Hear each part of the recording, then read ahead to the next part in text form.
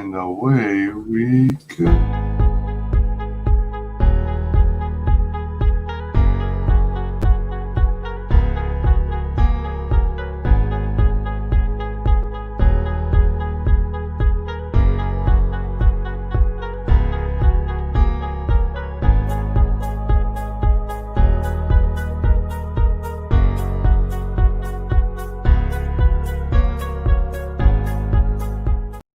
Guest that is the only person below White Holiday in the ComicsGate phone book.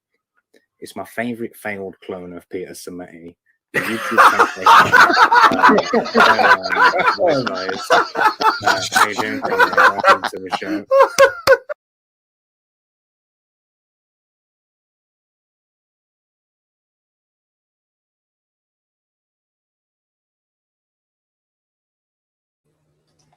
Hello. There we are. Welcome to WyzGyz Entertainment. This is your host, Wyman. We are joined today by our special guest, Harrison Bergeron. How's it going? It's going okay, all things considered. All righty. Yeah, so this is not a stream I expected to do. Yeah, me neither, but it is what it is. So basically, we have a campaign that seemed to be getting some traction. A game called Hero Potential that more or less you were building from the ground up, right? Yeah, it's there was Unreal. There are like stuff you can purchase from the marketplace, so there is a little bit of that in there. But yeah, basically me putting all the parts together and making it into a cohesive game. That's all me. And then a lot of the animations and stuff are me too. Yeah, I mean that's a hell of a lot of work for an undertaking for one person. Yeah, but you have programming experience. I was seeing the progress over time, and you were really getting a lot done. All things considered. Yeah, I don't know if you saw the recent stuff, but just right before it ended, I had added flight and flight combat. Flight? Oh man, I missed that. What the hell? Bergeron. I didn't put it up on there. It's if you look on the updates, go to the third update where I kind of tell about me. I'm decided not to, but yeah, you can see that one. So that's right here, right? Yep. That's graded 0.5's Bergeron. Yeah, I was real excited about this edition. Oh, it's still coming. I'm still working on it. I am still working on the game. It's still going to happen, but. All right, let's check it out. Yeah. Can you hear the audio? Yeah, just mute it. There's no sound effects really. Oh, all right. I thought there was music and stuff. There is music, but you'll get your channel struck. It's sort of like it's copyright protected. Okay. Yeah. Even though I bought a license for it, but they still I can put it in my game and I'm supposed to be able to use it for promotional stuff, but it still auto strikes, but whatever. What the hell? I know. It happened to your boy Zach, so that's why. Oh damn. It's kind of funny that it's like doing ground level types of attacks, but in free space. Like spin kicks and now it looks like you're swimming kind of. Yeah, it's like a super fast flight. Yeah, so it's prototype. She'll have a little bit more superhero style. I mean, that's kind of what a punch would look like in the if you were flying like Superman style. So that looked like a foot sweep. It's actually an air combo kick. Oh, is it? Okay. Yeah. Pow, pow, pow, pow, pow, pow. Yeah. When it does the PAL special effect, does it make like a punch sound or does it? Yeah, it'll make a punch sound. And eventually I'm going to make it so it kind of spits out random different onomatopoeia. Uh-huh. But right now it's just it's prototyping, so it's just to get the idea of what's in there. So eventually, yeah, it'll say different things, and it won't hit every time. I'll probably do it if you do more than a certain amount of damage, then you get the automatopoeia. But right now it's just every hit and it says the same thing. Gotcha. Because you ever think about incorporating campy mode where it actually says "pal pal zap"? Yeah, you mean the sound effect says it too? Yeah. Yeah, where someone voiceovers the sound. Yeah, it wouldn't be too hard to do. You give it as an option, but yeah. So that's the high res model. That's and then what you do is you take that and you make the normals, which is what makes the flat surface look like it has dimension to it.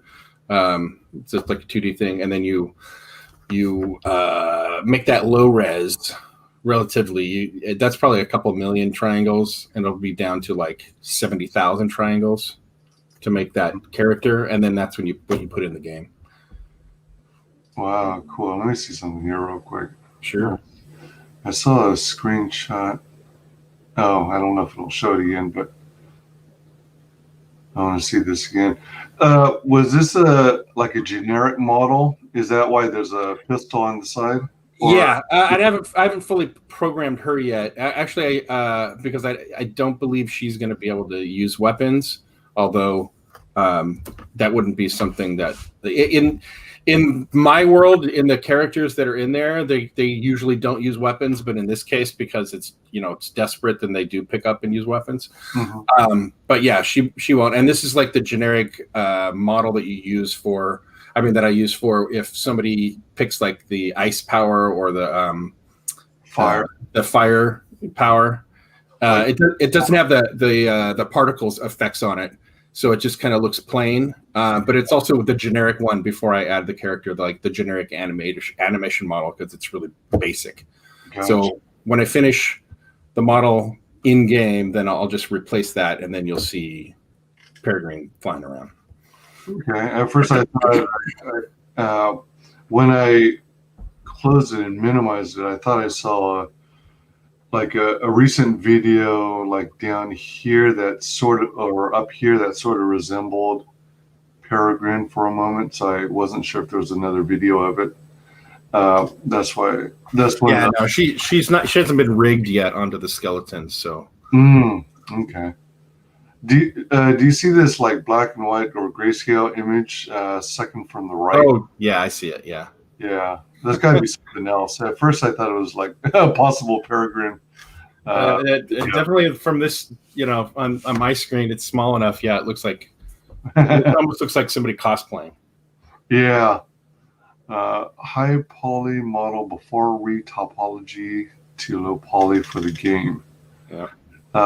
Those enemy AI spacecraft, do they actually have the range of being able to fly at different levels? Oh yeah, they can fly around, and I haven't programmed them yet to do melee, but they'll probably do like a spear, like attack of some sort. So like, I don't know, like an energy burst. So if you're close to them, so you'll have to like kind of move in, hit, and then they'll tell you they're going to attack and then do it. So you can like dodge out of the way, or if you don't unsuccessfully, you take damage. That sort of thing. Plus, you'll be being shot by other people. You also won't be able to stay in the air, like just constantly. Which right now, when you fly, and I talked about this with Piper.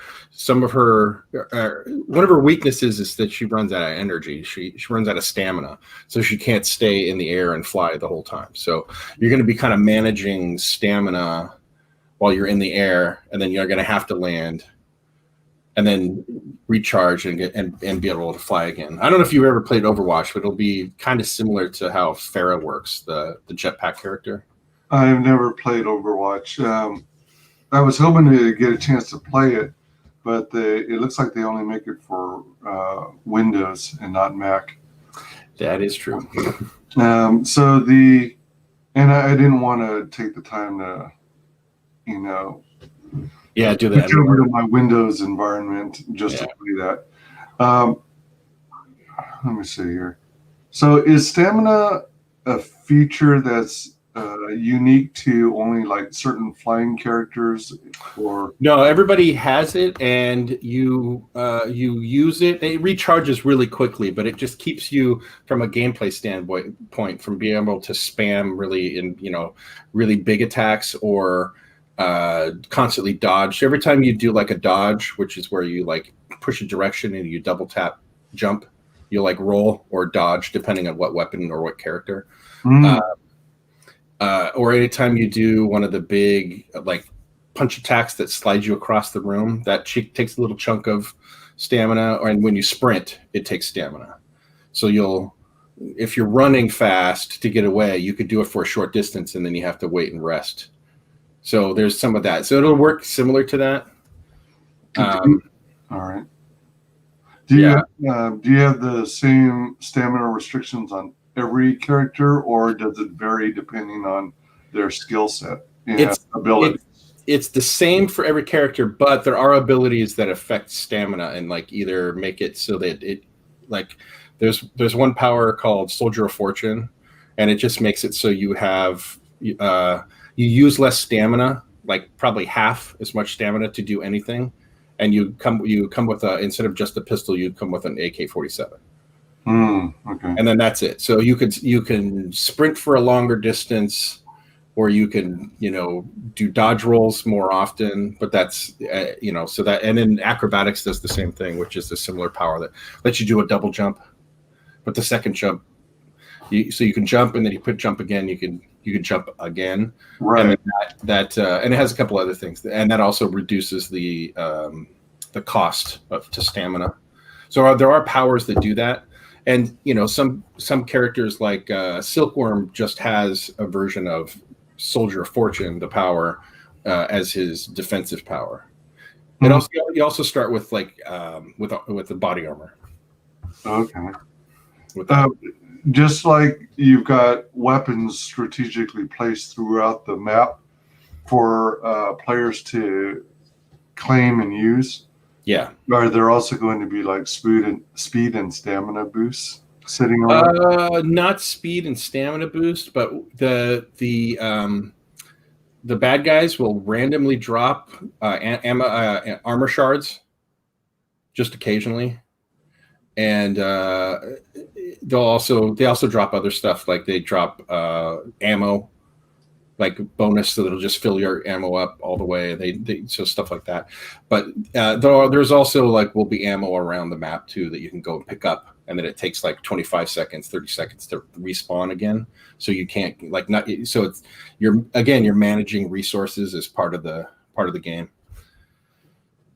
Right.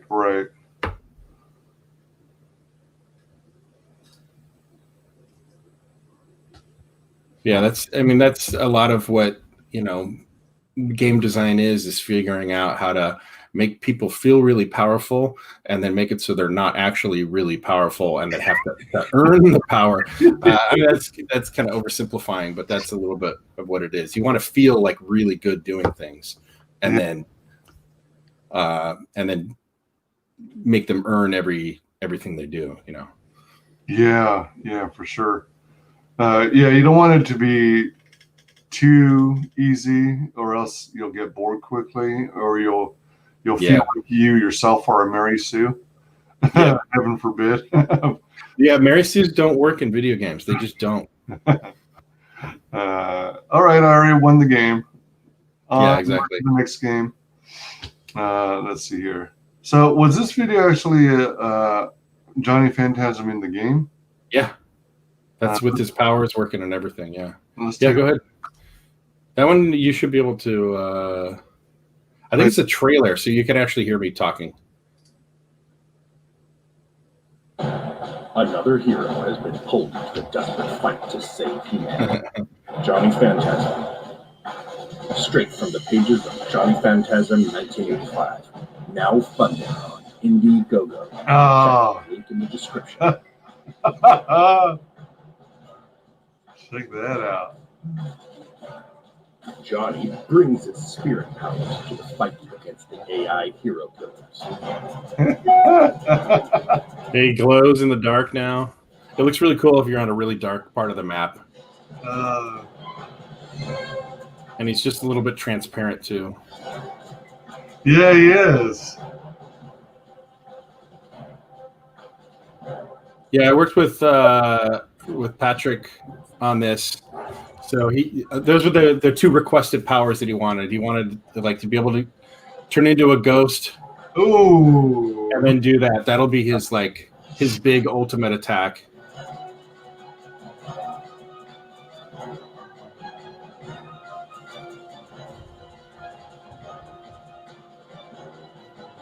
I think he does the big attack one more time. Whoa. Johnny Phantasm hero potential is a third DLC character pack, along with the Scarlet Heart. And eventually I'll put him in there too. At launch, and only on Indiegogo.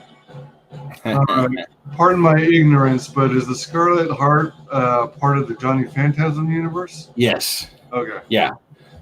So they're both Patrick's characters with his partner. All right. Wow, that's cool.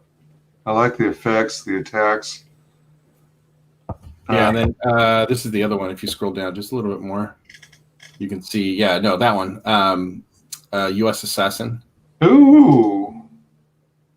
That's just a link to their projects. But if you go back, all right. If you go back to the other one, you could see.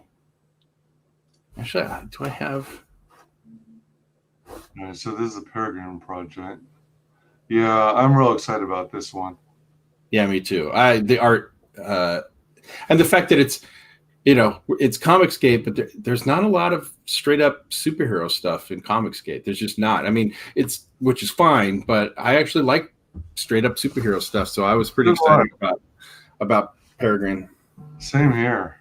Yeah, that's a work in progress, and that's so I actually had him in the game working with his dual swords and stuff. I think I put it on Twitter. So this is U.S. Assassin? Yeah. Oh, wow. So there's no gameplay examples? I think let me see if I can. I did put it. I think I put a real quick one on.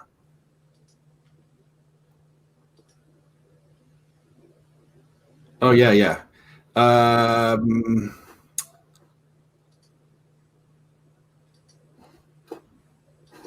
You want to? Let's see.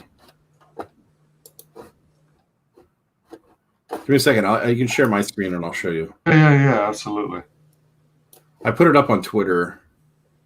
Check out anything you can share. Yeah. This stuff is fun. Out of curiosity, I might have asked this too, but you're using Unreal Engine 4? Yes. Now, were other engines like the Quake engine from id available to choose from as well? Actually, no. The ID Software doesn't license theirs, as far as I know, at least not on a level where an indie can use it. They probably do to other companies, but it's probably like a couple of million to get the license for it. The two main ones that are done by people like me, like solo indie guys, is an engine called Unity. That one's really big and pretty prolific.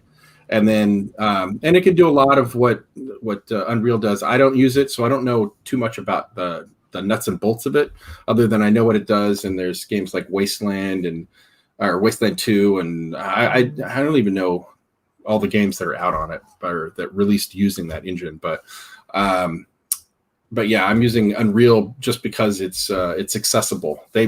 Epic made it really accessible because it's free to download and just use. Really? You only have to pay if you make money. So say I was successful on this Indiegogo, I would pay them 5% of that. and that's it. That's hella reasonable. 5%? Yeah. Wow.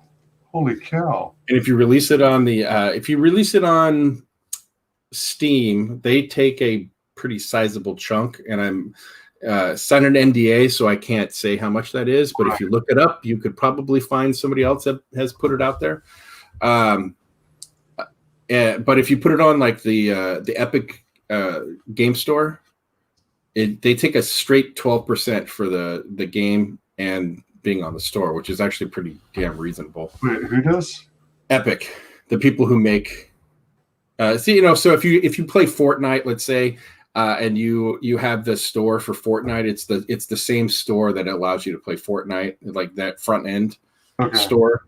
Yeah, so it's like competition for Steam, basically. Yeah, those are the two big players, right? Epic and Steam. Yeah, right now. Well, I mean, Epic's trying to break in. Steam has, I don't know, 80 million users. Right, and that's why they charge the premium. Because you're getting access to 80 million people, and if you get a tiny percentage of 80 million people, you have a very successful game. That's why, like, unlike the comics that are doing crowdfunding, a lot of that, depending on who the creator is, a lot of times the crowdfunding is the end product. So when you're done with the crowdfunding, they produced a book. EVS is selling them his extra ones that he printed on eBay now. So he's got a secondary way to sell. But for a lot of creators, the crowdfunding is the end result. But for me, it is just the vehicle to get it created, and then the actual selling will happen for the most part on Steam and Xbox and places like that. That's where I would make the profit. So like, unlike again, the crowdfunding, for me, I wouldn't really be taking much in the way of a profit crowdfunding the game. But next time, I'm going to do another crowdfunding in a couple of months. I'm going to get it to a place where I can put it out there and give it and put it in people's hands and allow them to see it, touch it, and do some more. That's why it's important for me to be here tonight, just to get my name out there more and get people to see who I am and stuff and know me, so they and keep doing the promotional side of things. So when I do launch another one, it will have a better chance to be successful. Because one of the biggest feedbacks I got from people especially the people that backed it late, was I didn't even hear about this thing. And Zach's done a video, and EVS has mentioned it before, but even then, it just doesn't touch the whole market. You have to constantly be hitting the books, and it's something I needed to do beforehand. I have stuff going on in real life that with my day job that I may not exist anymore. So it kind of prompted me. I think I jumped the gun a little, but I was and put it up a little too early before I was really ready. Oh, all right. Yeah, I mean, I was ready. Had it sparked interest, it would have been great.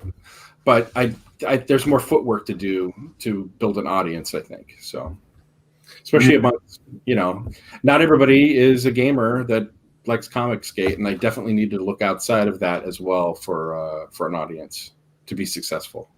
Right. Yeah. And on your YouTube channel, you would show like some of the behind the scenes creation of it. And yeah. Are you finding a lot of interest on your YouTube channel? I mean, have you garnered a lot of like backers to the project?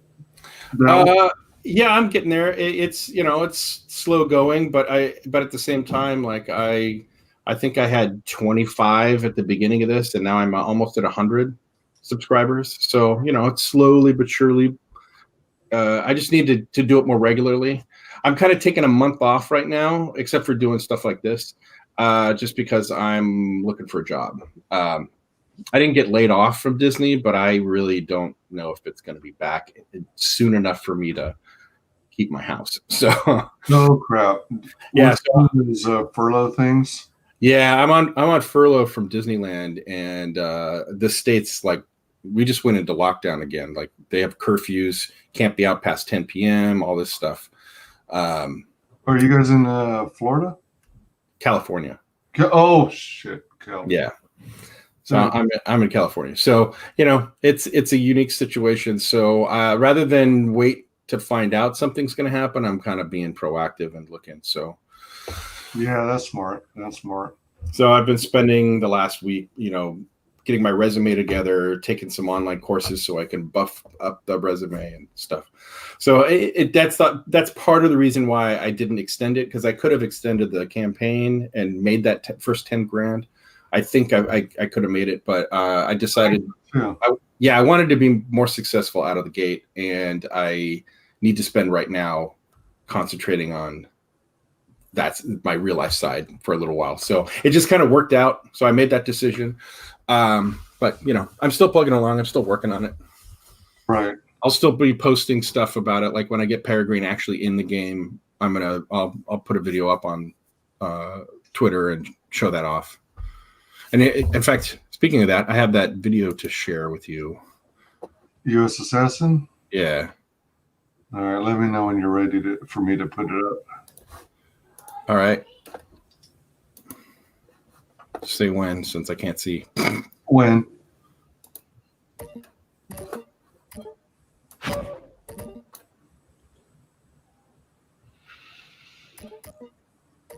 Johnny, and yeah, it still says Johnny, but there he is.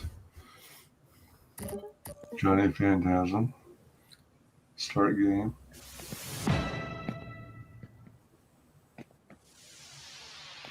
Oh, this is U.S. Assassin, right? Yeah, this is U.S. Assassin. That's what I was showing off.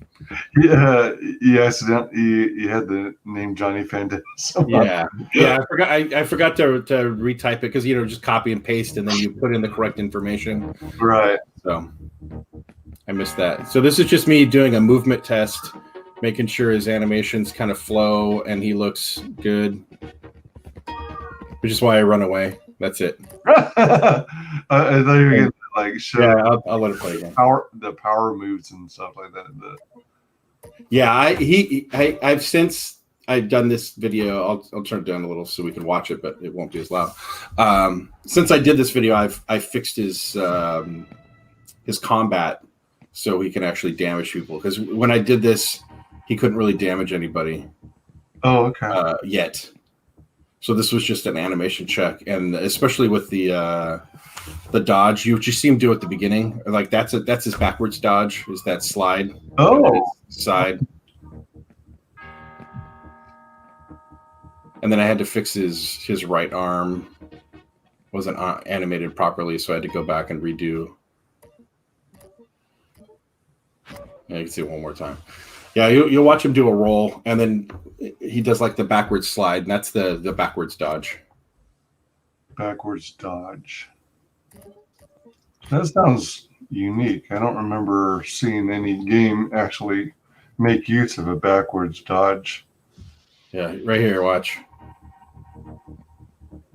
So he jumps forward, and then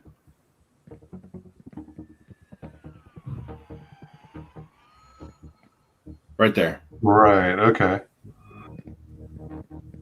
I just did that animation instead of the roll because he could have rolled backwards, but it looked kind of like, I don't know, more superhero-y. All right. That's it. Now, when you're working on the animation for U.S. Assassin, do you spend time poring over videos of like ninjas and martial artists? Well, to be frank, the base of his animations are stuff from the marketplace, from like an assassin. But yes, I do that in the sense that there are things like some of his attacks that are hand animated, especially that I do in Maya, which is like this program here. This is me doing the brushing up on my my skills for one of those online tests that I was telling you about, but doing the bouncing ball animation test. Okay. I thought but yeah, it was okay. I thought at first it was an animation of Saturn and some moons. no, those are controllers. Here, I'll show you I'll show you what I use to actually do the animations. If it'll load, it's been sitting here, so I do.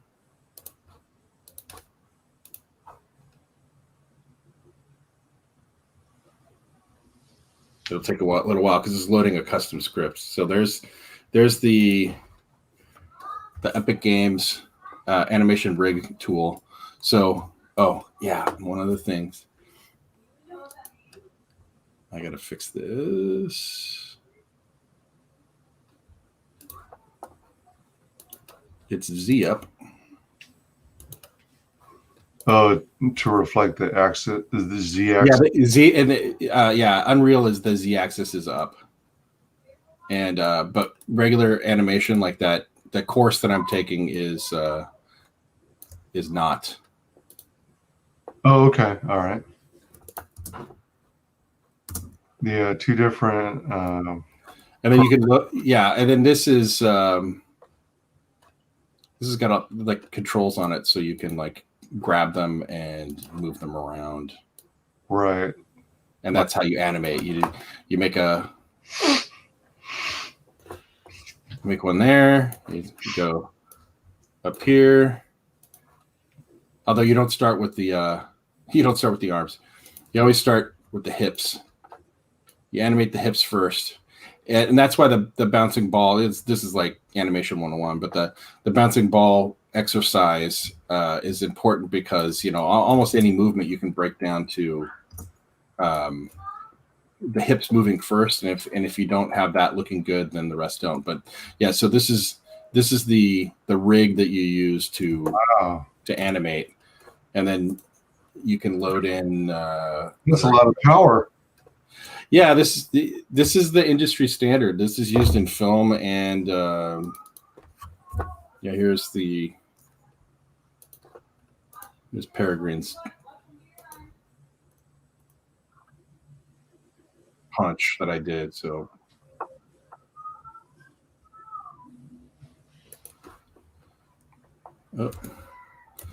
yeah, it's still kind of off, but yeah, you can see. So there's her like fly forward punch. And that's all animated in here. Whoa. Yeah.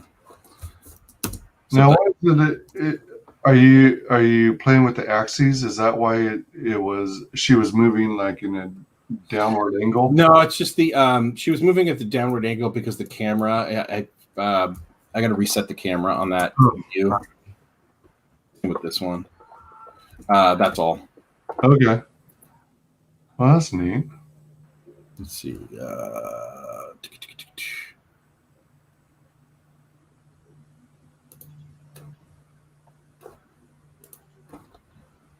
Yeah, there it is. Yeah, it was just because it was oriented wrong, so you could see. Oh, she literally flies off the screen. Yeah, so that's how far you move in the game too. Wow, that's a great distance. Yeah, and then you can see it's all about you make a pose here. That's the standard one. She goes back to that, but then she winds up and then starts to move forward, and then right at the end does the punch. Or and that's the basics of how it works. There's one. This is like a shoulder bash.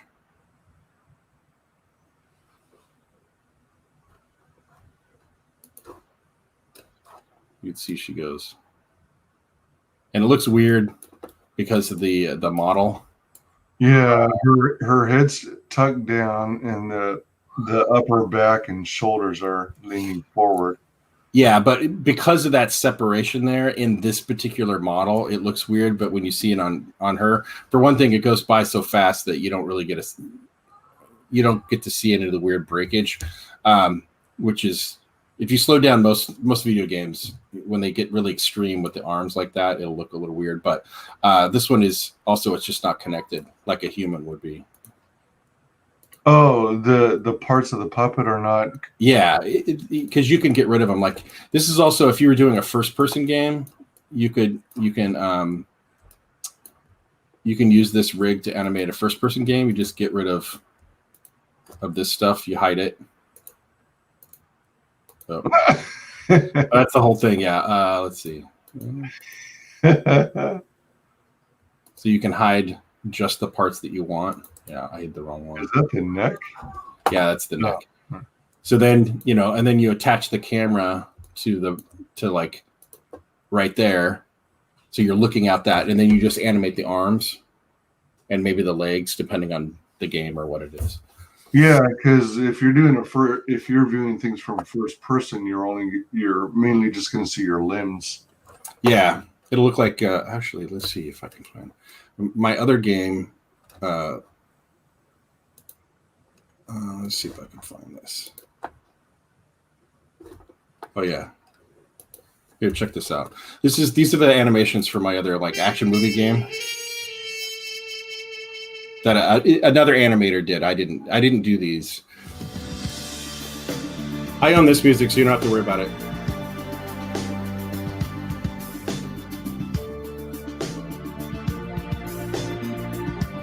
Yeah. Oh wow, the extra animations to reload your weapon. Yeah. So I wanted to make them all kind of cool and unique and action-y. But that's literally just the two arms. Yes. Yeah, just about every first-person shooter out there is going to just show the hands or the arms. Yeah, and then some of them actually do what they call true first-person, where they just attach the camera to the head and hide the head, and then all the animations are actually the same. That third person. Yeah, this guy Troy Cucci. I did some actually.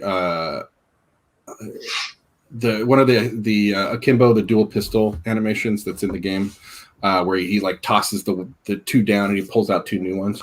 That one is that's one I did, and there's some others. But so, are you like working on 2 video games at once? Not really. No, I'm working on Hero Potential by myself. I'm doing more administrative stuff on this other game. Oh, okay. All right. So you're like a consultant for this other one? No, I'm the designer. This is my game. This is all my design. Yeah, But this is my action movie shooter. Oh yeah. That's right. Yeah, watch here. He throws both weapons down, right there. Yeah. And pulls out two new ones. So I animated that one. And he goes into.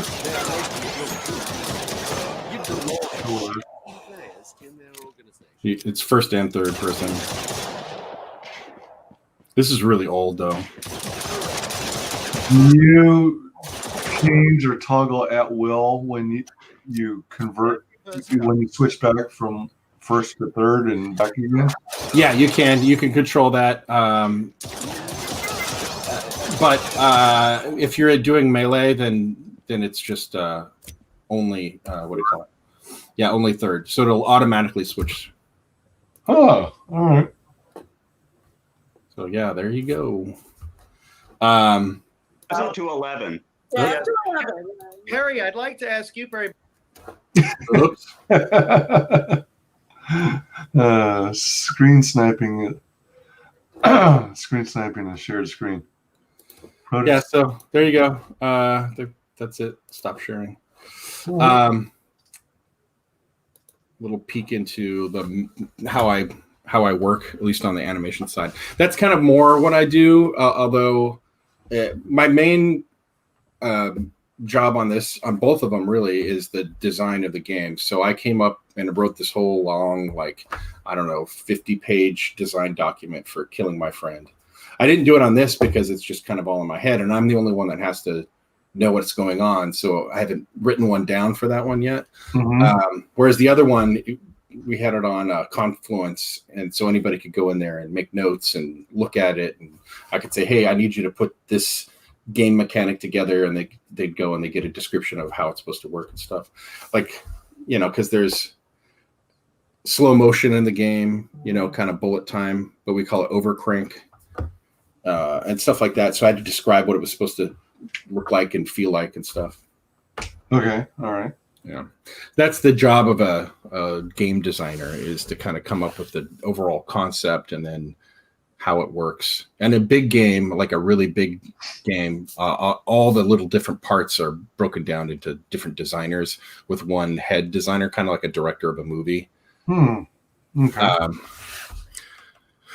Yeah, so that's actually what I'm looking for a job to do right now. So that's what a lot of your background entailed, being like lead designer.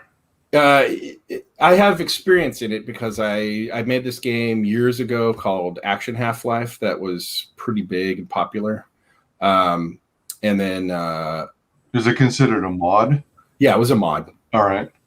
And then I had a chance to kind of maybe change into that industry, but I had already had a family and I had a good job at Disney, so I stayed there.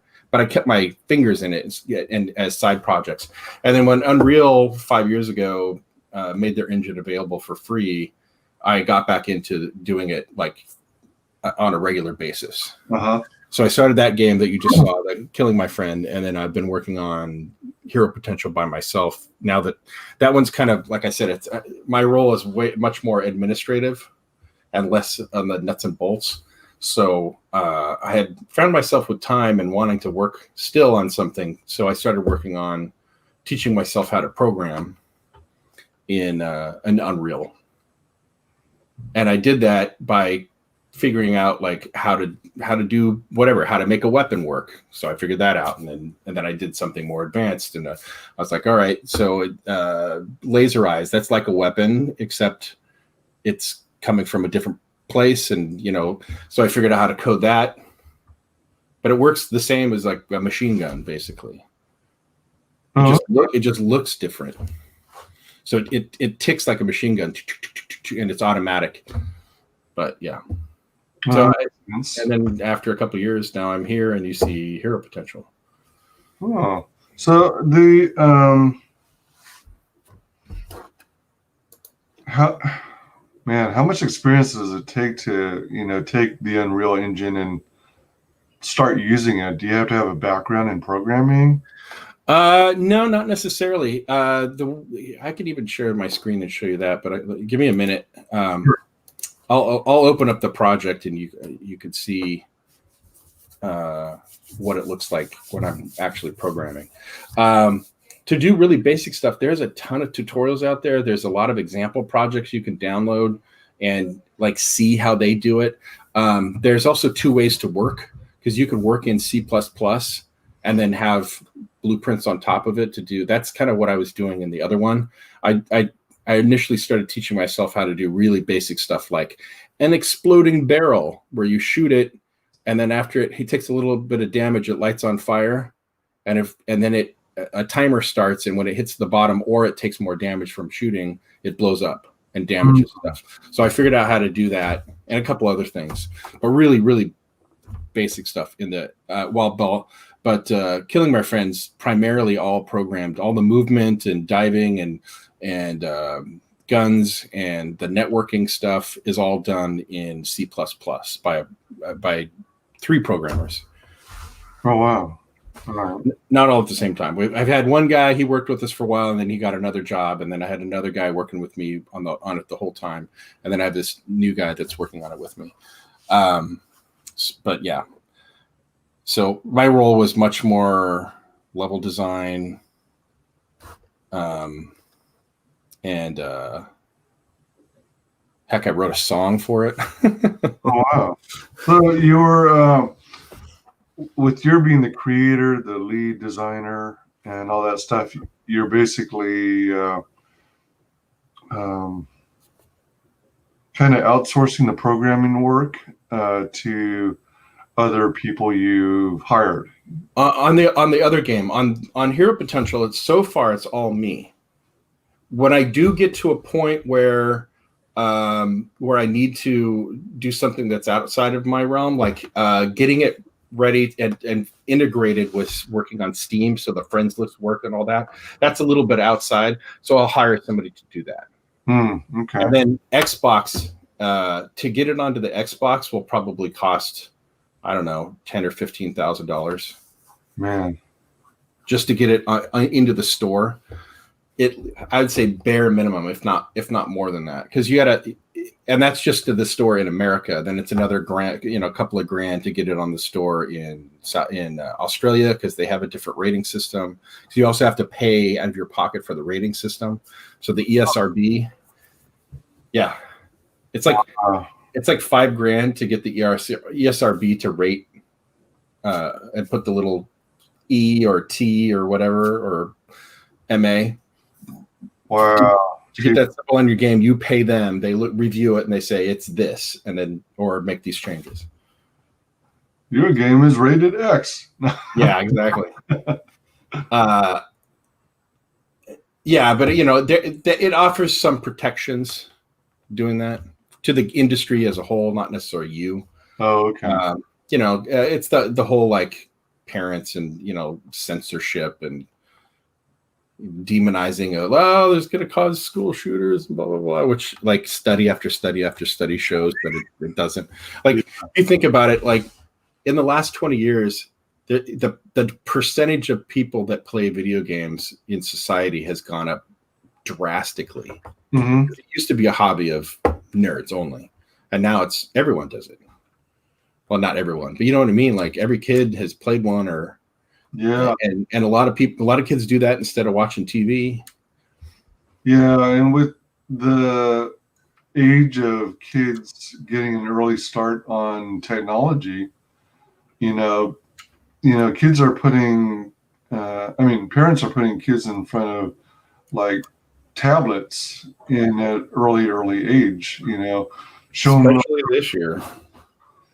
Show them cartoons, show them training lessons, and before you know it, the kid picks up like wildfire, and suddenly they learn all about technology and social media, and they surpass the knowledge of their own parents. Yeah. That'll be an interesting day when that happens, because it'll probably involve technology that doesn't yet exist. With my kid, I mean. But yeah, it's kind of crazy. Well, especially like I said, especially this year, because my 5-year-old started kindergarten, and the only thing he knows of school is sitting at a desk in my living room on a computer, talking to his teacher that he's never met in real life, and all the students that he doesn't know in real life. So this will be the first time, you said, that he'll ever experience meeting his teacher and fellow students? No, he hasn't yet. Whenever he goes back to school, yeah, but he started kindergarten in COVID. Oh, all right. So he knows how to use the computer even earlier than he would probably normally. He can navigate pretty well now at 5 years old. It's kind of crazy. I bet it is. Yeah, and every kid's like that too. Like all the other students, they're all like muting and unmuting themselves on. It's like it's Google, but it's not Hangouts. It's something that they made for teachers. So there's control. Zoom. I don't think it's Zoom either.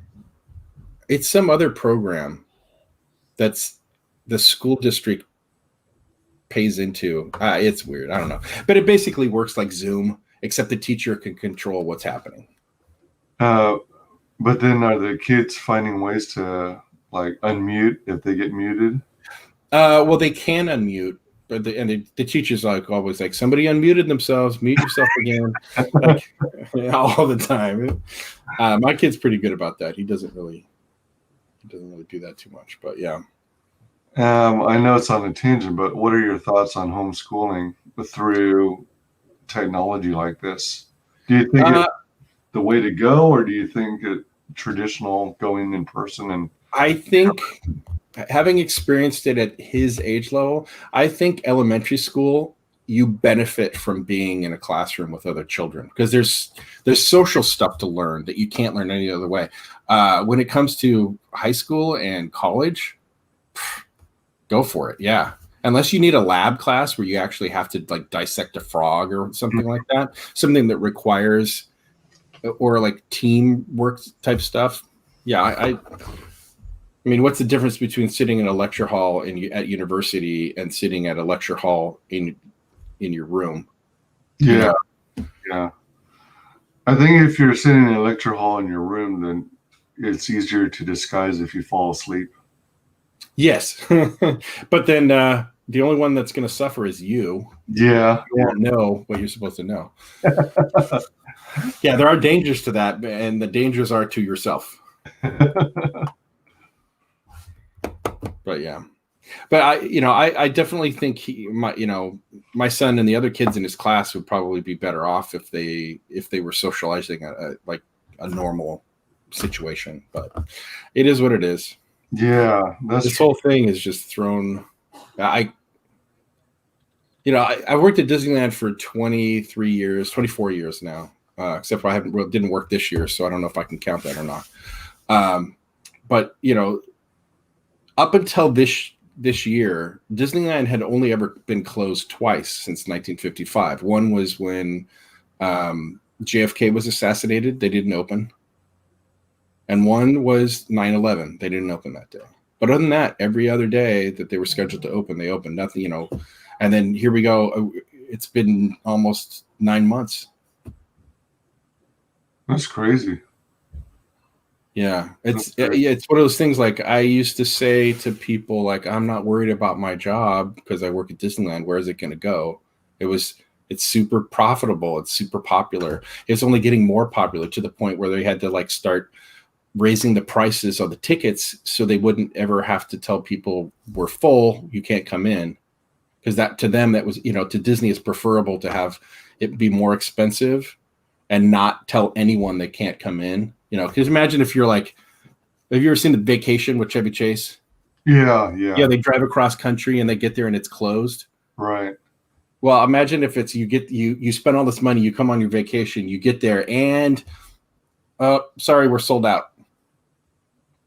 So they could continue like been raising prices and stuff because it was so popular. And then this happens, and now it's like they've laid off 28,000 people in this corporation, and like more than half my department just got laid off. Oh man. Yeah, it's pretty. Yeah, and it's tough because I'm in the entertainment side of things, so I'm a recording engineer by trade as far as what I do for a living, and live. I do live mixing and stuff like that too. So bands, and there's no work for that. And where there is, like I've been looking for jobs in the traditional entertainment industry. You look for a recording engineer job, or there's no live sound because nobody can get together to do it. But even a recording engineer job will already have like 200 applications. Oh yeah, easily. Yeah. Yeah, especially here in Southern California, where everyone that does my line of work, and there's a lot of us in Southern California, are all trying to get the same 8 jobs. It's rough. I still have mine, but I'm still looking just in case because I don't know. Yeah, it's important to have a backup, especially when you've got a family and everything to think about. Yeah, and my wife's in catering. She's a chef, and her job has been completely hit too. So, is she like a freelance cateress? She has her own little company with a partner, and they were doing pretty well and growing and starting to do well, and then this hit, and they've just been eating costs constantly and just trying to get like office drop-offs here, and but all the big events, weddings and stuff, nobody's doing them. Man, yeah, it's a crazy world. It is. But again, I'm still working on the game. I'm competent. The feedback I've gotten has been really good from the people who've actually seen it. I've had some criticism, and some people that are like, I'm not a gamer, so this isn't for me, which is great. That's totally fine. And the criticism is the kind of standard crowdfunding criticism where they, if every time somebody does a comic crowdfund and doesn't fulfill it, it harms everybody that's trying to do it. Mm-hmm. The video game side of things has been completely destroyed on the crowdfunding. Almost, it's to the point where it's very difficult, because years ago it was really easy. You'd put a game up there, it looked pretty good, and you'd get 150,000, 500,000. Like literally, one first timers would get that, and then they didn't fulfill over and over and over again. Oh, yeah. And it's so many that it really affected. It really affected the everybody, gamers wanting to get on there and do that. So, Yeah. So and that, but I knew that going into this, so I knew it was a little bit of an uphill battle, and to win people over. But that's why it's important to be here with you, and explain myself to the public so they know who I am and that I can actually do this, and I'm aware of the criticism. But that's like the criticism I've got. Oh, it's just it's a scam, whatever. If I'm not mistaken, there was a game. Remember back, I think it was in the Sega Dreamcast days, where there was a game called Shenmue or Shenmue. Shenmue. Yeah. Shenmue. And it really caught fire and was real popular, and everyone dug the new realism for the time. Yeah. And it was so detailed, and that the thing that always stood out was where they showed how your character could walk up to a vending machine, put a coin in the machine, and then it would dispense a soda. Yeah. So I think that was like their big selling video or whatever, to get people interested. And then I guess years later they released a second one, a sequel. Yeah, on the original Xbox. And then I think they released a third one, but on crowdfunding. Yeah. Kickstarter, if I'm not mistaken. Yep. And it earned a lot of money, but I think for 2 or 3 years, all that people got were excuses. Yes. And it kept getting delayed. Mm-hmm. And last I heard, it eventually got fulfilled, but it was lackluster. It wasn't all that everyone was expecting. Yep, that's exactly the story. Yep. And there's been other ones. The guy who created Mega Man did one called, I forget what it's called, but that one was a shit show as well. It came out, but it had a bunch of problems, and it didn't. More importantly, it didn't deliver what it promised. Oh dear! Like we're gonna have this feature and this feature and this feature, and it had like this many features. Oh no! Mega Man did that? Yeah, well, his company. Yeah, but eventually they got it to where it was okay, but the reviews on the game were terrible, so nothing ever happened. Where do you think where do you think you went wrong? Well, I think and it's something that I've been aware of with mine, is I think part of it is people ask for, or no, they promise too much, and then and not have a realistic way to give it to you. In fact, I forget who it was. Somebody on Patrick. I was on Patrick's stream. Patrick Thomas Parnell, and one of his regulars who has a website that does gaming stuff. He was asking me some pretty tough questions in a good way. And I want to get asked those because the answers need to get out there.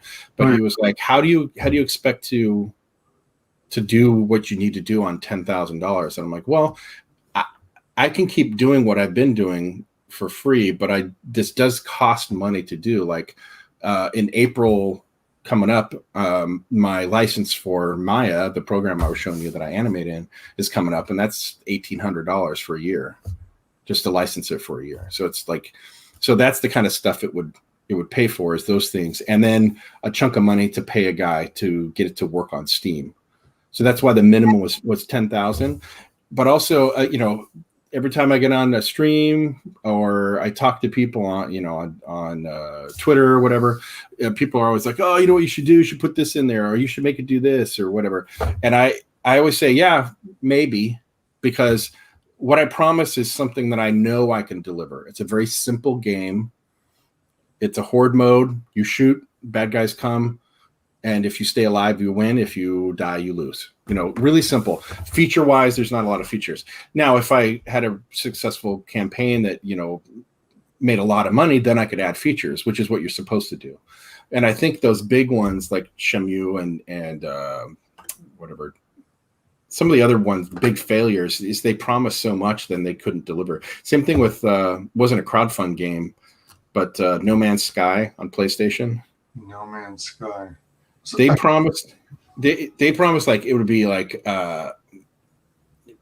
billions of worlds that you could discover, and each one would be unique because they're all procedurally generated, and it was multiplayer, but it wasn't really multiplayer. The multiplayer meant that if you went to a world that somebody else already discovered, they got to name it, and you could see the name that they put on it. But but they figured, they lied to everybody. They figured that it was so big and expansive a world, billions of worlds that were just randomly generated, that it would be impossible for two players to meet each other. Well, two players found themselves on the same world, were standing in the same exact spot and couldn't see each other on the PlayStation, and that blew up, and it proved that they didn't do it. So they took it on the chin pretty hard for that. But they've had a nice redemption story because they've actually added that. It's a much better game now. Like if you were to buy it today, it would probably be worth the $60. Whereas when you bought it then, it was not. Oh man! Because they promised too much. So wait, so the two players visited the very same planet, and their characters stood on the exact same spot as each other. Is that what happened? Is that it? That they never. Yeah, I'm back. Oh, all right. Yeah, I lagged out there for a second. They couldn't see each other because they never bothered to code it to actually do real multiplayer, because they thought they would never have to. But they sold it as, it's got multiplayer in it. Totally lying through their teeth. Oh dear. But like I said, they've had a good redemption arc. So. And that game has high praise now. It's pretty cool looking, but yeah, not my cup of tea. But it's still, I like stories like that. Like it's a neat game, even if I don't want to play it, I can really admire the design behind it. Right. What is the idea behind the game? I mean, what are you supposed to do? I think it's kind of like Minecraft. Huh. Except it's in space, and you have a spaceship, and you can build settlements. And well, actually, I don't know if you can build. You can't really build, but you got to gather resources to keep your spaceship in working condition. And sometimes you're fighting stuff, and sometimes you're not. I don't know. I haven't played it too much. All right, but yeah. So that's one of the things that you're hearing a lot of about. What guarantee can you give us that you're going to be able to fulfill, that you're going to be able to complete this project, things like that? Yeah, and that's a legitimate concern. I'm asking for money from people that, it's really. I've had a few people say, "Man, I can't wait. I get paid next week, and then I'll back this." And when you hear that, it's like, man, somebody's actually budgeting their money to spend money on stuff that you're doing. You have to take that super serious. Yeah. Because some people are spending money that they're literally choosing you over something else that they could purchase. So yeah, that's a lot of weight on your shoulders as a creator. Comic, video game, doesn't matter. You got to get it into their hands. I'm okay with it. Late is can be understandable if as long as it's not too late. But a little lateness is fine. But not doing it at all. Yeah, that hurts everyone. It hurts everybody. Yep, sure does. It puts a. But that's why I also. Oh, go ahead. No, I was just adding that it kind of puts like a scarlet letter on you. Yeah, and I think that's part of the reason why it's I'm getting that feedback is because, like I said, the video game side of things has been pretty bad as a whole. Now, there's plenty of success stories too, but I think the vast majority, if you looked, would be stuff that didn't actually end up coming out. In the crowdfunding for comics arena, one of the things that gives potential backers hesitation is if it's like your very first campaign, and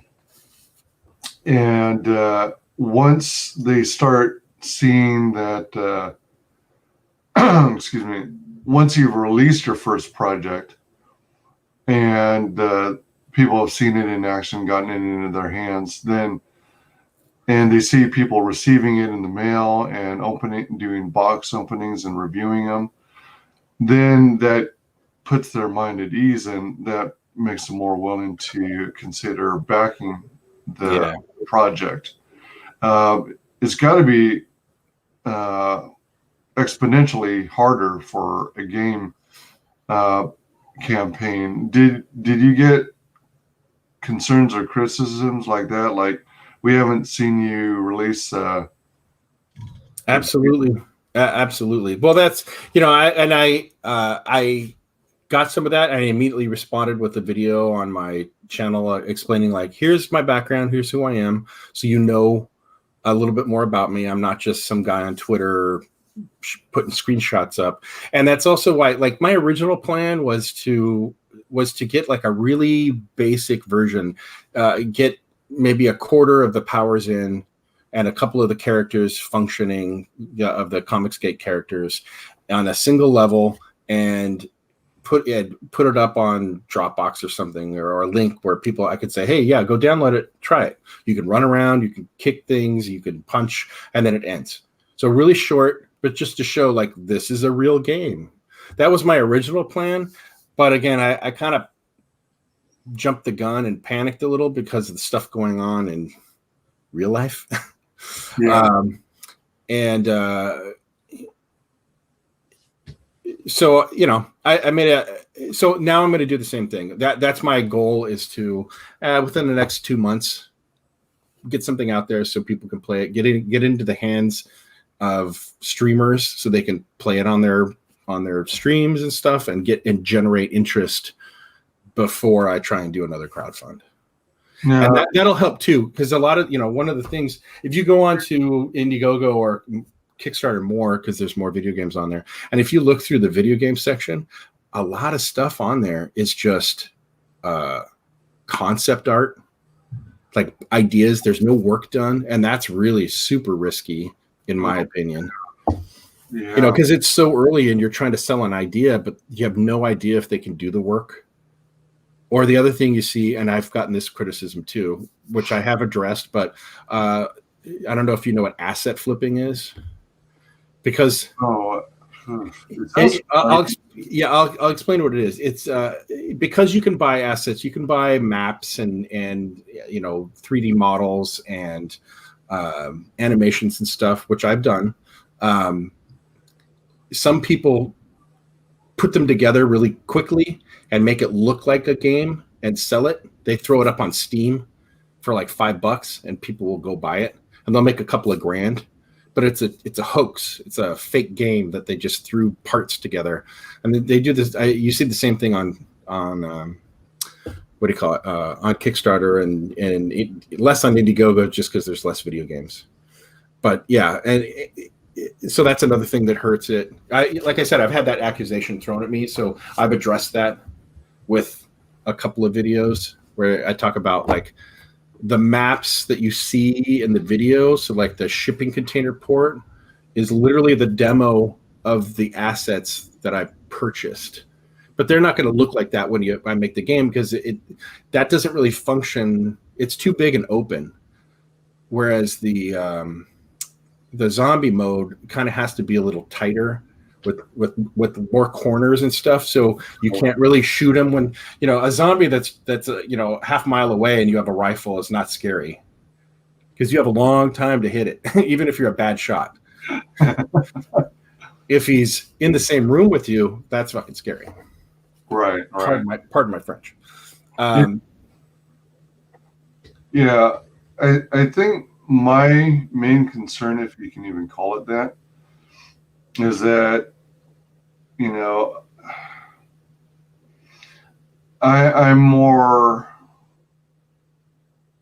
I enjoy like open world environments, and I'm concerned that I'll have that claustrophobic feel being confined into a tight space.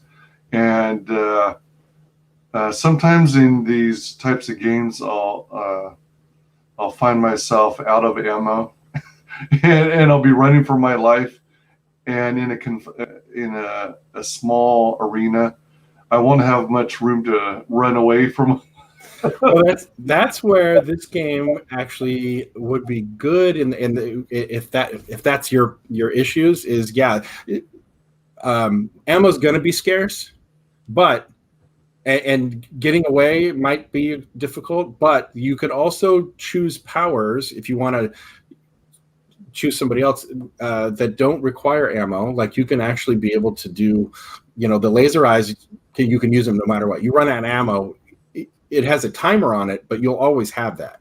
And same thing with I'm going to add a little bit of super speed is going to be in there. And so you'll run a little bit faster than normal. And then when you sprint, it'll be really fast, but it'll burn through the stamina really quickly. So you can do a really quick, same thing with your dodges will be faster and that kind of stuff. So there'll be options, or you'll be able to do your a jetpack and just jetpack out. Because you won't be enclosed, but in the sense that you're not going to be in a inside a building. You're going to be outdoors, because I gotta have 3 dimensions for this. So they're going to be drones that can shoot you if you pop up, but it won't ever be that claustrophobic. But it does definitely more so than what you see in the video. Both the maps that you see in the video, the downtown city and the what do you call it? The shipping container port are both just there to have a background for the videos to show off what I've done. Like I said, if you go check my YouTube channel, I have a whole video on what the levels look like when I practice. So that peregrine video with the blue blocks, that's actually one of the maps in process of being made, because you want to block it out first and make sure it has a good flow to it with the gameplay. And then once that's done, then you start replacing those things with buildings and cars and props and streets and stuff, and you make it look nice. Yeah. But that'll come later. I haven't done really any work on that. That's the next thing I'm going to do, is just get some, because I've gotten that criticism, is make some custom maps so you can see it's not an asset flip. It's a legit concern. So, but that's why it was still a good thing that I did this, even though I failed. I've learned something. So when I try it again, that's the story of quite a few people is that have done one and failed and then retooled and done it again, is that you learn something. You get good criticism. Yeah.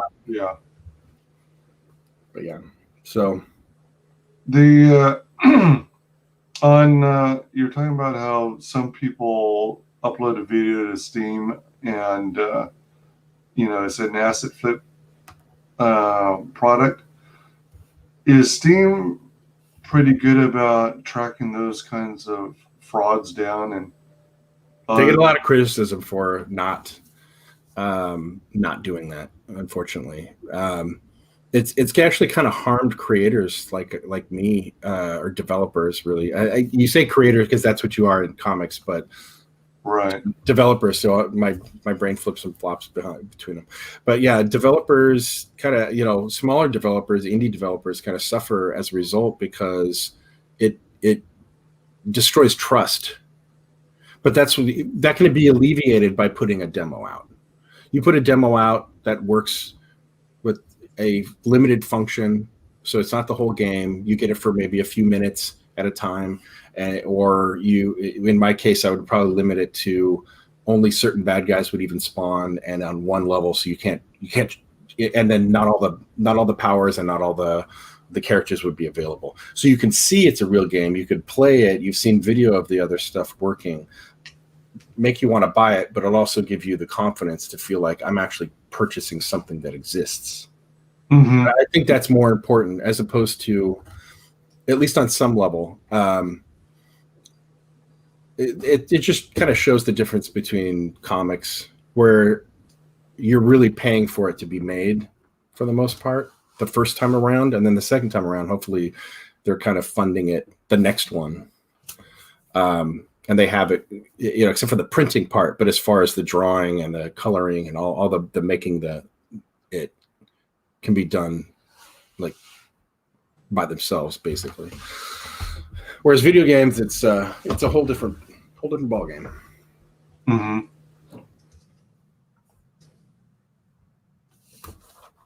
That's true. Sorry, I'm just doing some additional promotion every now and again. No worries. Do you already have planned out what, even if it's not fully designed and realized, and maybe even if it's just blocked out, do you already know what your different level maps are going to look like? I know 3 of them. I'm probably going to end up coming up with 5 of them, but 3 of them. One is going to be like a downtown area.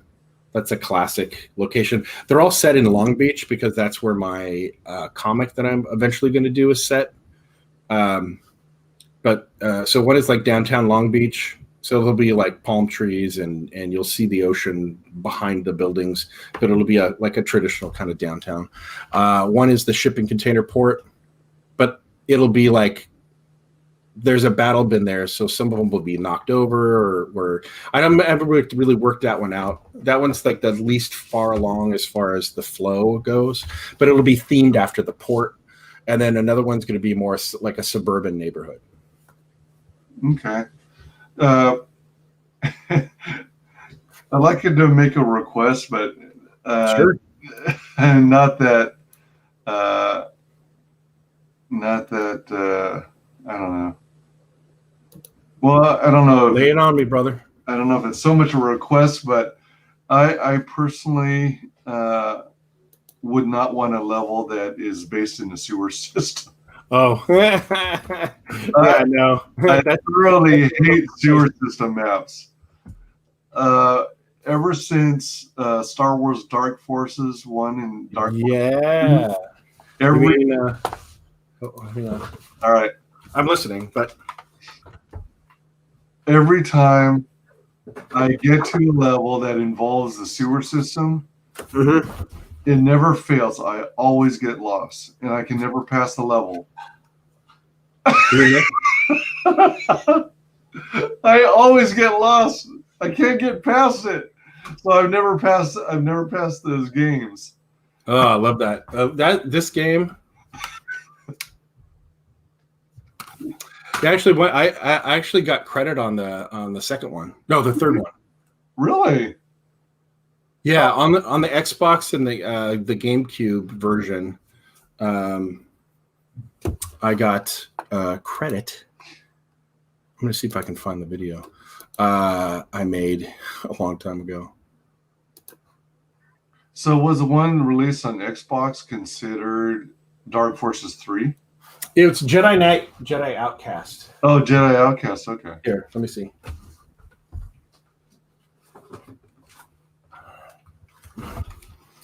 Yeah, so this one. A little higher? Oh, all right. Yeah, that one. Yeah, so like, yeah, if you open up the, it won't show up on camera, but if you open up the book, you can see my name in the back, and then at the end credits, you can see my name scroll by. It's pretty cool. As a big Star Wars fan, that's like kind kind of a dream come true. Well, what was your involvement on that project? I made a Princess Leia in her bounty hunter outfit. I want to see if I can find it. Let's see. In what was it? In Bausch? Bausch, yeah. Uniform? Really nice. Yeah. And you could play as her, right?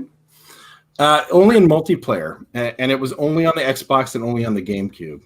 Oh. So they were exclusives. Yeah. Multiplayer, Xbox, and GameCube. Where did I put that? It's in documents. Oh, maybe it is. Videos. I'll be right back. I'm going to refill my tea. All right. Yeah, let me see if I can find this. No. Dang it, I just downloaded it too.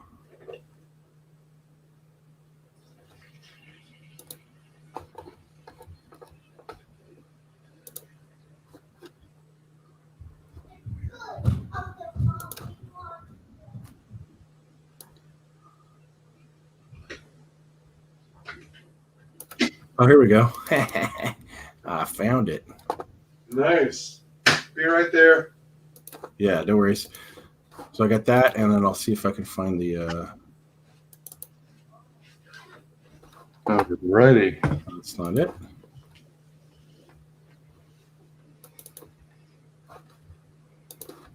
That's not it. Let's see. Well, I can show you this. I'll share my screen. Cool.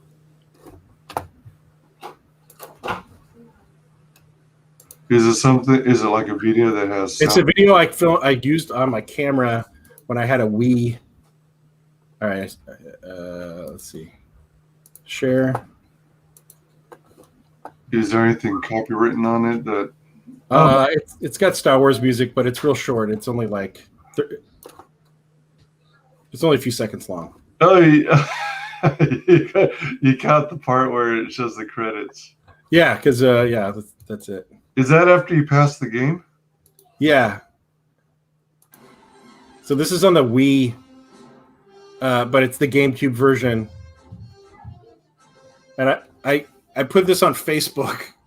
So you can see special thanks.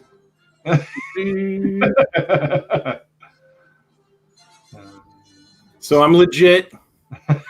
I have my name in a freaking Star Wars video game copyright. Nice. Congratulations on that. Yeah. And somewhere I have a picture of the. Let me stop sharing. I'll see if I can find the picture. For it. Before we jumped on this stream, I recorded a video for my channel. Oh. Mm-hmm. Where it was kind of like revisiting the past on some artwork I did for a software company in the 90s. I did some cover artwork for some packaging. Oh, that's cool. And I was looking through the user manual because it had some of my artwork in there. And I came upon some acknowledgments. And there was a little blurb about me. I totally forgot they had that included. Oh, that's pretty cool. Yeah. All right. Check out my screen. Yeah. Oh, that's cool. Yeah. So I made that. And she had a purple saber? Is that? It won that game. I think you could pick. Oh. You could pick, but it wasn't, you know. That's cool. Yeah. So I did that. Actually, I got credit on an ID Software version that they put out of a mod that I worked on before Action Half-Life called Action Quake 2, oddly enough. It's the same one. And I actually have that too. But that has my name in the credits, but it only has it as my online handle of Oddjob. Everybody else in there, it's like so-and-so Payback, and it's got their names, Suicide, blah blah blah, and then it's just odd. But I was like, you didn't give him my full name. I'm like, could have had my name in an ID software product. God damn you. That was a lot. That was 20-something, 22 years ago. And then a buddy of mine from that, who worked on that mod, Action Quake 2, ended up making one of the most played online games of all time, Counter-Strike. Oh man. Him and another guy, this guy Min-Lee that I knew online. I met him a couple times at E3 after that. He wouldn't, the Valve bought Counter-Strike from him, and then he worked at Valve for a couple years, and he left them years and years ago. And I still see him on Twitter occasionally. Huh. But yeah, that guy. Oh wow.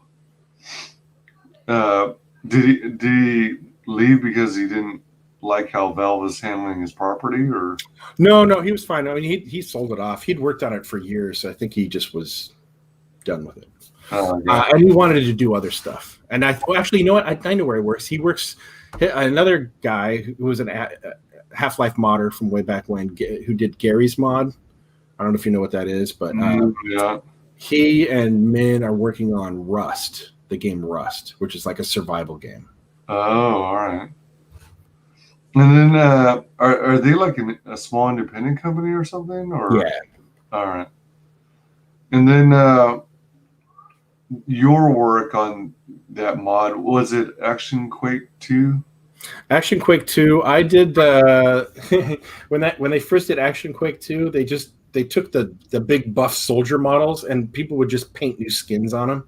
All right. So I started making 3D models to replace those, and the weapons, you could only have one weapon in their hand, Okay. and it was the only weapons you could have were the ones from Quake 2. So they were all like sci-fi weapons. All right. So I went through and I had to animate them vertex by vertex, and I animated the because nowadays you just attach it to the skeleton and it moves. The weapon just moves, but back then you actually had to put it in their hands and animate frame by frame. So I'd animated frame by frame the weapon, the modern looking action movie weapons into the hands of the characters. Wow. So what kinds of skins were you making into 3D models? Well, just kind of more generic or famous action movie heroes. I made Odd Job for myself, so I used to run around as Odd Job from Goldfinger. Okay. But just kind of like more traditional, like less Space Marine looking guys with armor. But if you go watch old videos, if you could find them of Action Quake, which is that was like a super influential game. Action Quake influenced Counter-Strike. Counter-Strike influenced pretty much all online games for the last 20 years, as far as like Call of Duty. I applied it at Riot Software to work on Valorant, and Valorant, which is a big free to play game right now, is basically Counter-Strike with superpowers. It's like almost identical. You buy your weapons. It works exactly the same. So that game had a lot of influence. And then I can honestly say Action Half-Life, the game I made, really influenced Overwatch a lot more than I realized until I started thinking about it. But a lot of the stuff in Overwatch, some of it's just the cosmetic stuff, like you saw the animation that I did in my game, that current one, Killing My Friend, where it throws the weapons down. Mm-hmm. I did that in Action Half-Life 20 years ago. That's also like one of the main features of one of the characters in Overwatch. Same thing with like McCree and his pistol, where he does the fan the hammer. Like that's literally my game design from 20 years ago. And I know it's from that because the lead designer on Overwatch actually name drop Action Half-Life as an influence of Overwatch. Oh.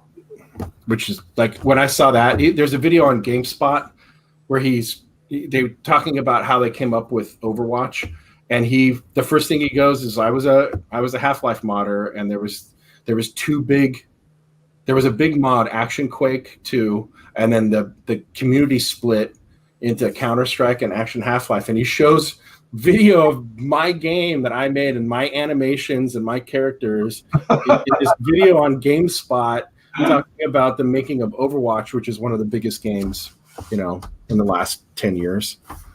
That blew me away. Wow. So in addition to modding the character skins, doing the vertex manipulation to get the animations just right, did you also, like with Action Quake, did it involve also changing the mappings, the environments? Yeah, there were guys that did that. I didn't do that, but there's guys that did that.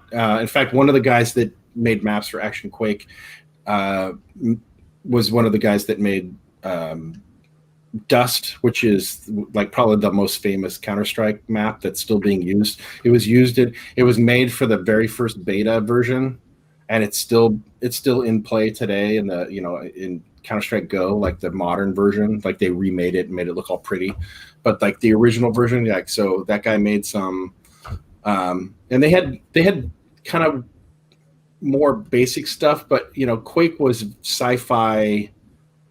And people were taking all these sci-fi assets and shapes and making them look like cities. And it worked pretty well. So, because they were trying to do it. I don't know. But you couldn't, the way the Quake 2 map worked is you basically carve out shapes out of like basic polygons. And then you slice parts away, and then that gives it a shape. Oh, I think it just froze. As far as I can tell, my internet's okay. Can you still see me? I can now. There you are.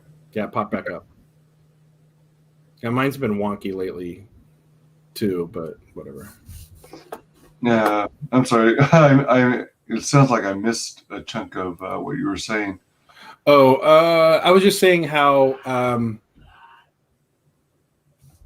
Sorry. I think I might need to go. Is that a ghost?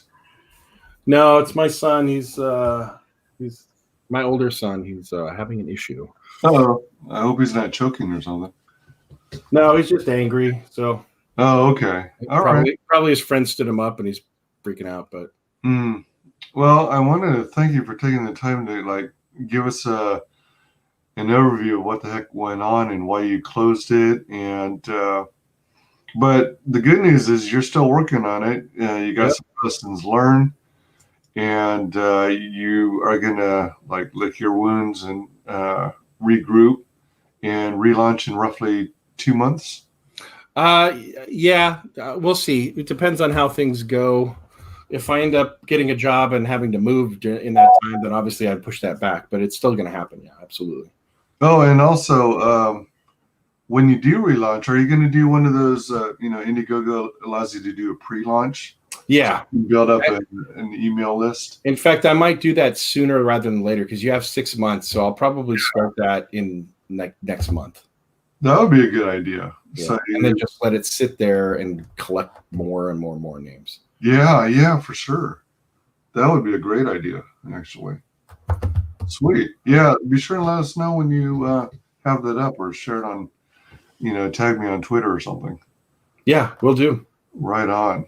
Well, I'll keep doing the circuit and I'll hit you up. Anytime you're looking for a guest, I'll come on and talk. I don't, Hell yeah. Yeah, you're always welcome. I want to see this. I want to see this game happen.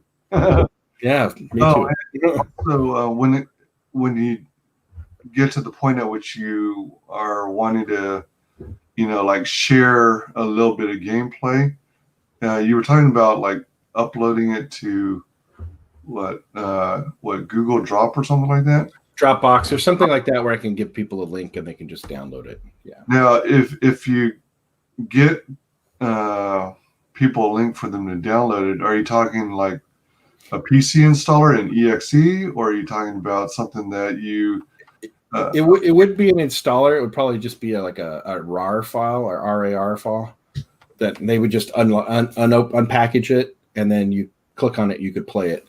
And I'll look into. I've never done it, and I don't have necessarily a way to test it. But maybe you and I can do it. I'll see if I can make it work on a Mac. Yeah. I'd love to alpha beta test it for you. Yeah, I don't know. I haven't looked into anything of what it would take to do that. But I mean, theoretically, I hit package for Windows, and then there's one for iOS. Build, cook your package. So theoretically, it's as easy as me clicking it and packaging it another way. So I'll give that a try, and I'll hit you up on Twitter and send it to you and see if you can crack it open. And yeah. Try. On Mac OS 10, it's usually DMG these days. Yeah, I'm not sure what it outputs. So if it works, I'll hit you up. Absolutely. Cool deal. Yeah, I mean, I guess the other possible only alternate method is to make it accessible via like a web page if you have a website for online web-based play. Yeah, that's a whole different ball game. Actually, again, I'm looking at the editor. Yeah, I think I don't know if this can be done like that. Not easily. Not with. That's like an HTML5 or whatever package. I might be able to. There might be a plugin I could add to do that, but I don't know. I would probably just keep it, because if I did that, everybody would want it. And then one of the things that Zach said when I informed him that I wasn't gonna be successful and that I wasn't gonna extend it, he said, "Yeah, some of the feedback I got was, this is the other one, is that should be free."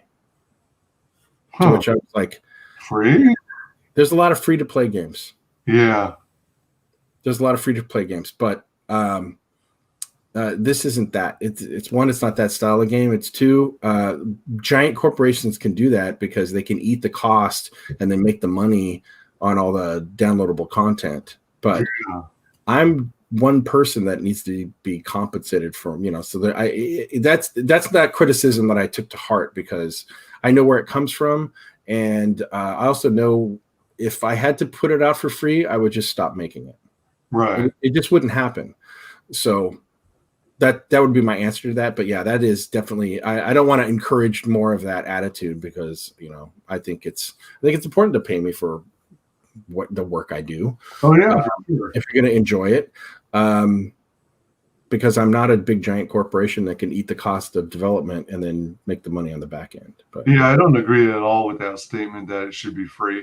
Yeah, for this type of game. I mean, if it's a pure knockoff of some other well-known game, or if it's horribly made, then I can maybe understand where they might be coming from, but not for something like what you're banking, especially since you're involving other IPs. Yeah, exactly. And with those DLC, I'm not hardly making almost nothing off those. All that money is going to the people who's lending me their characters. So it is costing more, but it's going into their pockets. Yeah, for sure. Because they have to get their compensation too. Yeah, exactly. Yeah, because they're lending me their characters. Some of them, once I get the 4 DLC out, then all the rest from even lesser known creators that I can afford, I'll put them in there. But it's free downloadable content. But for these initial ones, like if I put my characters in there for the comic that I want to write, those guys will be free. I'm not going to put those in the paid DLC because it doesn't make as much sense, and I'm paying myself anyway. So what's the point? Right, and it's not like you're building in endless microtransactions. No, it's one and done. Everything else is free after that. If I add features or anything, depending on how popular the game, if it makes sense financially for me to keep expanding the game. Yeah. That's kind of like what Overwatch did. You can spend money on cosmetic stuff, but they add characters and features and stuff, then that's all been free. Right. I wanted to point out, welcome, Frog G. Thanks, man. As you relaunch, and you have my backing. Now, one thing I forgot to ask you about, or that it's rather important, since it was a fixed goal, that means that a closed campaign with a fixed goal, that means all money is automatically refunded back to the backers. Is that right? That is correct. Okay.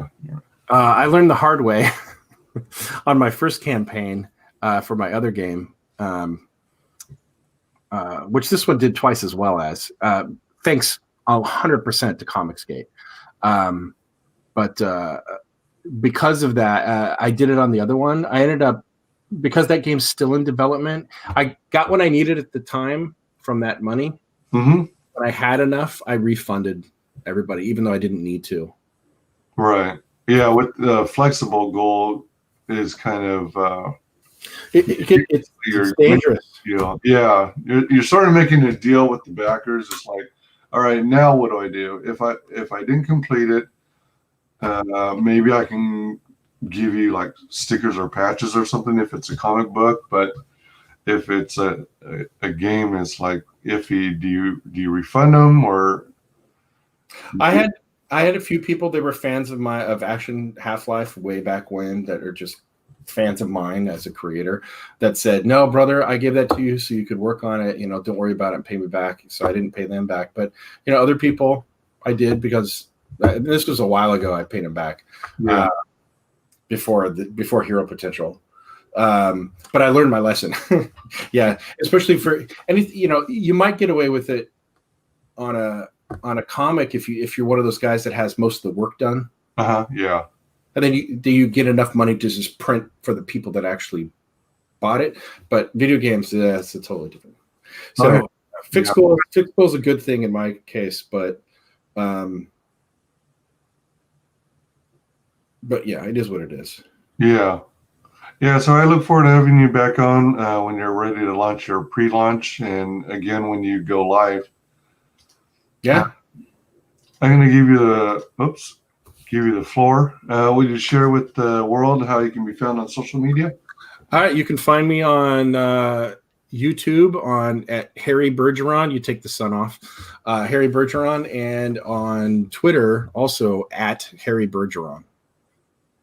And if you haven't read Harrison Bergeron, the story yet, go read it, because it's a great short story by Kurt Vonnegut. Indeed. You can find me on Facebook and YouTube under WyzGyz Entertainment, and you can find me on Twitter at WyzGyz Tweets. Please like, comment, and subscribe to our channels. Mark the bell for notifications. Indicate that you want to receive all notifications, so hopefully you get all the YouTube heads ups. And drop any comments down below. Let us know about what you're most excited about for when Hero Potential is relaunched. And so we're looking at roughly 2 months or so for 2 months if nothing else happens. Yeah. But there may be a pre-launch page coming up in possibly as early as a month.